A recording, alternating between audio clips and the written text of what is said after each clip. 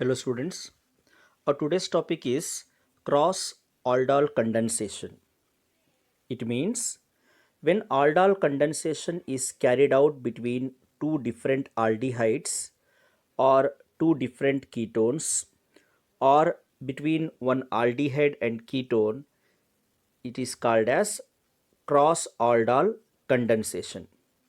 Let us solve some examples. So here we have taken two different aldehydes. One is 2 carbon ethanol and another one is 3 carbon propanol. Now, in the presence of dilute alkali, the alpha hydrogen atom of propanol is going to combine with the oxygen atom of ethanol. So, we got a intermediate CH3, CHO, and this alpha hydrogen to forms alcoholic group OH. Now remaining CH of propanol, CH3 and aldehyde group CHO. So we got one aldol and the name of the aldol is 3-hydroxy 2-methyl butanol. This is the intermediate aldol. Now when you heat this intermediate aldol from alpha carbon atom hydrogen and from beta carbon atom hydroxy group will release as water and we will get one alpha beta unsaturated aldehyde. The name is 2-methyl but 2-ene all. This is the product of cross aldol condensation between acetaldehyde and propanaldehyde. We have one more example, a cross aldol condensation between benzaldehyde and acetophenone.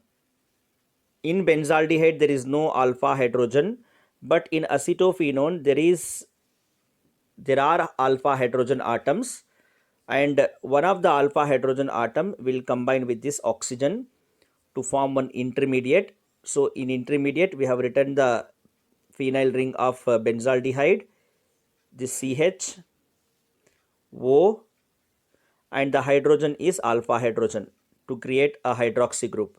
Now remaining CH2 of acetophenone, C double bond O and phenyl ring. So we got one intermediate. The name is 1,3 diphenyl prop 3-hydroxy 1-one.